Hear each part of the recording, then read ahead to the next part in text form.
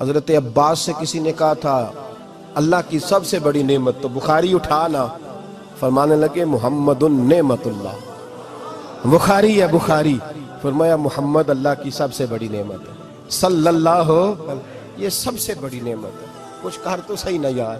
ایک مجھے کہنے لگا نہیں وہ 9 ربیع الاول کو آئے تھے، تو میں نے کہا 9 کو میلاد مناؤ، کوئی مسئلہ نہیں، 9 کو میلاد مناؤ، کوئی مسئلہ ہی نہیں، ہم تو سارا سال مناتے ہیں، بس 9 کو مناؤ نا بھائی۔ کون کہتا ہے عید نہیں ہم کہتے؟ میں نے کہا چلو جشن میلاد کہہ لیا کرو، میلاد ہی کہہ لو، یہ کہہ لو، تم نے خوشی منانی ہے تو محفل میلاد کہہ لو، نہ عید کہو، عیدیں 2 ہی ہیں۔ میں نے کہا نہیں وہ بھی تیری غلطی ہے، میرے نبی نے کہا ہر جمعہ میری امت کی عید ہے۔ اور قرآن پاک پڑھ، قرآن پاک پڑھ، حضرت عیسیٰ کہتے تھے یا اللہ جب تو من و سلوہ نازل کرے گا وہ دن ہمارے لیے عید کا دن ہوگا۔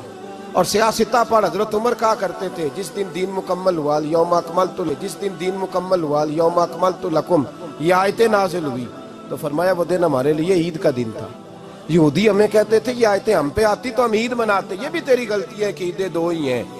رب جب بھی کسی کو دید کرائے وہ عید کا ہی دن ہوتا ہے، وہ عید کا ہی دن ہوتا ہے بھائی۔ ہمارے لیے سب سے بڑی عید یہ ہے، اس لیے کہ باقی عیدیں اسی عید کا صدقہ ہے، صلی اللہ تعالی علیہ۔ تو عید میلاد النبی پہ اظہار مسرت کرنا، خوشی کا اظہار کرنا، خوشی کا اظہار کرنا، یہ تو ایمانی تقاضا ہے، یہ تو روح کا تقاضا ہے، یہ تو اندر اچھلتا ہے۔ شریعت جتنی ہمیں اجازت دیتی ہے اتنا ہم کرتے ہیں، اور کوئی میلاد کی محفل میں کوئی ایسا کام نہیں ہوتا جو شریعت سے ٹکراتا ہو۔ پہلے کیا ہوتا ہے؟ تلاوت، منع ہے قرآن پڑھنا۔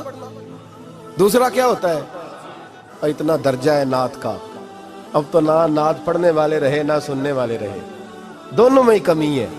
اور میں اکثر کہتا ہوں نعت پڑھنا اتنا کمال نہیں جتنا سننا کمال ہے۔ سننے والا کوئی ہونا چاہیے، نعت سننا زیادہ معنی رکھتی ہے۔ اس کی وجہ یہ ہے کہ نعت پڑھنا صحابہ کی سنت ہے اور سننا محمد مصطفیٰ کی سنت ہے، اور سننے والے کا درجہ، ہاں تیرا درجہ زیادہ ہے اگر تو سمجھے تو۔ اور اتنا بڑا درجہ کہ حضرت احسان بن ثابت نعت پڑھے تو نبی پاک اپنی چادر ممبر پہ بچھائے اور وہ میں نیچے نہ پاڑ، ادھر میرے ممبر پہ بیٹھ کے پاڑ، یہ کوئی معمولی بات ہے؟ رسول اللہ کی نعت سننا، بلغ العلا بے کمال ہی کشفت دجا بے جمال ہی حسنت جمیع۔ شیخ سعدی کہتے ہیں 3 فقرے لکھے تو چوتھا ہوتا ہی نہیں تھا، میں سو گیا، بڑا پریشان تھا کہ چوتھا فقرہ نہیں بن رہا۔ بلغ العلا بے کمال ہی کشفت دجا بے حسنت جمیع، چوتھا لکھا نہیں جاتا تھا، نیند آ گئی، میری آنکھ لگی تو محبوب کا دیدار ہوا۔ حضور نے فرمایا پریشان پڑے ہو؟ میں نے کہا محبوبہ 3 لکھے ہیں چوتھا بن ہی نہیں رہا۔ حضور نے فرمایا چل سنا نا مجھے، یہ چھوٹا نعت پڑھنا کوئی چھوٹا کام ہے؟ یہ تو ہم نے کھاتا ہی غلط لوگوں کو دے دیا ہے، وہ تو اس قابل ہی نہیں تھے کہ نعت سنی جاتی۔ بلغ العلا بے، شیخ سعدی کہتے ہیں میں سنانے لگا اور مصطفیٰ سننے لگے۔ بلغ العلا بے کمال ہی کشفت دجا بے جمال ہی حسنت جمیع خصال ہی۔ تو حضور نے فرمایا چل سعدی کہہ دے صلو علیہ وآلہ، کہہ دے صلو علیہ وآلہ۔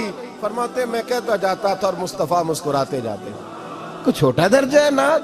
نعت تو ایمان ہے، نعت تو طاقت ہے، نعت تو تیری روح کو بیدار کرتی ہے، پر شرط ہے نعت ہو، شرط ہے، شرط یہ تقاضا ہے میں نعت ہو، وہ نہ ہو کہ نعت پڑھے نا۔ میرے حضرت صاحب فرماتے ہیں نعت کا مقصد ہے جب بندہ نعت پڑھے تو اس کا دل نبی پاک کے گنبد کی طرف جائے، جب نعت سنے تو اس کی توجہ رسول پاک کی جانب جائے، یہ نہ ہو کہ نعت سنے تو توجہ گانے کی جانب جائے، یہ نہ ہو کہ نعت ہو رہی ہو تو لوگ کہیں، میرے کان میں لوگ کہہ دیتے، اب یقین کریں محفل میں بیٹھے لوگ کہتے ہیں فلانے گانے کی طرز پہ لاندہ دی، تو کدھر گیا دھیان اس کا؟ یہ نعت تو نے پڑھی ہے، یہ نعت سنی نہیں آج تک۔ اگر نعت پڑھنی ہو تو علامہ اقبال کی لکھی ہوئی پڑھا کر، اگر نعت پڑھنی ہو تو شیخ سعدی کی لکھی پڑھا کر، اگر نعت پڑھنی ہو تو حضرت احسان بن ثابت کی لکھی پڑھا کر۔ اور اگر تیرا دل کرے کہ نعت بھی ہو، جذبات بھی ہو، حسن بھی ہو، علم بھی ہو، عمل بھی ہو، قرآن بھی ہو، حدیث بھی ہو، تو پھر امام محمد رضا فاضل بریلوی کی پڑھا کر، پھر اعلیٰ حضرت کی پڑھا کر، تجھے پتا چلے چمک تجھ سے پاتے ہیں سب پانے والے، میرا دل بھی چمکا دے چمکانے والے۔ اعلیٰ حضرت کہنے لگے یا رسول اللہ میری سفارش نہ کرو، ڈر لگتا ہے، ڈر لگتا ہے، قیامت کی رات بڑی گہری ہے، سفارش نہ کرو اس طرح کرو میرا بازو پکڑو اور جنت تک پہنچا کے آؤ، میرا بازو پکڑو اور جنت تک. کہتے ہیں میں مجرم ہوں آقا مجھے ساتھ لے لو. سونے نہ ڈر لگتا ہے. وہ بچہ کہتا ہے میں نے نہیں باہر جانا اندھیری رات ہے. ابا جی نال چلو. تو بلا مثال بلا تشبیہ صرف سمجھانے کے لیے، کسی کوئی بڑا ساتھ ہو تو ڈر نہیں لگتا. یہ نعت ہے نا، چمک تجھ سے پاتے ہیں سب پانے والے، میرا دل بھی چمکا دے چمکانے والے. کہتے ہیں یا رسول اللہ محشر کی رات بڑی گہری ہے، میں مجرم ہوں آقا مجھے ساتھ لے لو کہ رستے میں ہیں جا بجا تھانے والے. سونے جرم کر کے آیا اور پکڑا نہ جاؤں کہیں، مہربانی کر مجھے پردوں میں چھپا لے، مجھے مدثر اور مزمل کی چادر کے نیچے کر لے، میں مجرم ہوں آقا مجھے ساتھ لے لو کہ رستے میں ہیں جا بجا تھانے والے. اور پھر تڑپ اٹھے، کہنے لگے کوئی یہ نہ سمجھے وہ چلے گئے، تو زندہ ہے واللہ تو زندہ ہے واللہ، میری چشم عالم سے چھپ جانے والے.